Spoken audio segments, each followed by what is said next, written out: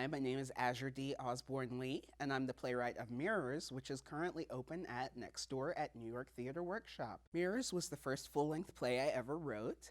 I wrote it as part of a commission that I received from Freedom Train Productions in 2010 in Brooklyn. So Mirrors is a play about Black queer women in Mississippi in the 1960s and the 1940s. I kind of like to refer to it as my lesbian love triangle play, and one of them's dead. I decided I wanted to become a playwright when I was 24. I had just finished doing a run of Delta Dandy by Sharon Bridgeforth. So that was a premiere in Austin, Texas. I was performing with these amazing people, Helga Davis, Baraka de Soleil, Sonia Perryman, and it was transformative. I get back to Houston, which is where I was living at the time, Houston, Texas, and I'm crying, going through the McDonald's drive-thru, getting my little 99-cent ice cream cone, you know, just being all dramatic like you do when your show closes. And I decided that I wanted to start writing, but I didn't really know how. Fast forward a few months, I get this internship with Freedom Train Productions in Brooklyn in 2009 in the summer, and they have this playwriting workshop, and they say, join up. It's free, you're in automatically because you're our intern. So I was a little shook. I was afraid I couldn't really do it, that you know, they were calling my bluff, but I joined up, and that's when I wrote my first play. I decided I wanted to move to New York City in that same time frame I just referenced, just after I finished doing Delta Dandy with Sharon Bridgeforth in Austin, Texas. Again, I was in Houston, Texas, being all depressed. The economy was not treating me right. You know, those 99-cent ice cream cones I was getting, I realized I had to stop doing that all the time. And I decided that I wanted to go where the artists I knew and respected were going. Sharon Bridgeforth was moving to New York City. Daniel Alexander Jones had just moved to New York City. He was splitting his time between Austin and New York City. I decided that's where I needed to be. Theater was being made there. Houston wasn't a big theater town, so on my mom's birthday, I dramatically announced that I was moving to New York City. And my parents were like, what? And I was like, no, I got this, it's happening. Mirrors is an important play because I think it expresses a lot of the feelings of danger, secrecy, desire that a lot of people feel, women feel, Black women, Black lesbians, you know, when they live in an area where they don't feel that they can be free. So it's set in the 1960s and the 1940s, but it's something that's still really relevant now. And we're not seeing enough Black queer protagonists. We're not seeing enough all Black plays. This play is all of that, right? So that's why Mirrors is happening now. I think it's needed just as much now as it's ever been needed. A lot of people have asked me if Mirrors is based on a particular person that I know. Is it a real life story? It's not based on any person's particular life story. It just rang true to me. So it came from inspiration, studying, intuition, maybe the ancestors. But I think a lot of real people find their story in this story.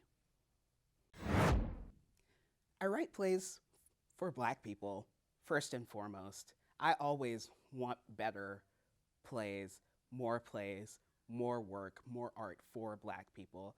I write for Black queer people, Black trans people. I write for people like me. I write for fat Black people, you know, to make sure that they see themselves in the world, that there are roles for them. I love all of those people in the world, and I really want to make sure that there's representation on the stage, that there are stories available for them. So I remind myself that those are the people I write for first and foremost. And if other people don't get it, that's unfortunate. And I can work to maybe try to bring them in, but I'm always trying to bring more Black people into the audience. Black people, please come see my play. We want you in the audience. We want you to laugh.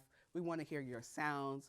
We want that joyous, raucous noise. If you don't like it, we want to hear the you know, we want all of that. Seeing my play in action is a wild experience. I know most people are like, it's awesome, it's the best thing that's ever happened to me, and it is amazing. I have all of these people working to make this play I wrote happen. But it's a lot of feelings, you know. There's a lot of pride, there's a lot of anxiety, you know. Like, are the lines going right? Are people enjoying the play? Or, you know, I can see other people in the audience. What are they thinking? Do they know I'm the playwright? Are they faking their emotions right now? Are they really in it? Am I in it? What's going on? Do I need to relax? Am I breathing? So many things are happening when I'm watching the play. So just today I watched it. I think today was my 5th time watching the show, and I had to remind myself yet again, chill out, homie. What you doing? Watch the play. Be in your body. Be in the experience. And once I did that, it was amazing. You know, I'm hearing the small mouth sounds of the people around me. I'm appreciating the acting. I got a little misty-eyed myself. I'm finding moments that are funny that I hadn't laughed at before. It's a really complex experience, honestly, to be a Black queer playwright producing work in the 21st century. People come see the work and they either get it or they don't get it. And quite honestly, people who haven't experienced the same things as Black queer people, oftentimes they're not equipped to understand the work, and sometimes they don't come and feel open to the work. And so their response isn't necessarily what I would want it to be. The question I ask myself is, did I write the play for them? Is this my target audience? Are these people the people I want to reach? When people leave my play, I want them to leave with little things to chew on, thoughts, questions, feelings. I don't like to wrap my work up in a little tight bow. I think that audiences are smart and they want something that's going to stimulate their mind and their hearts, right? So I should hope that when you walk away, you want to have a discussion with your friend who you brought, maybe a whole group of people who you brought, and maybe debate who's your favorite character, who's the shadiest, you know? I'm open to that. The rehearsal process for mirrors, honestly, I wasn't at it that much. When I hire people to do a job, I like to let them do their job.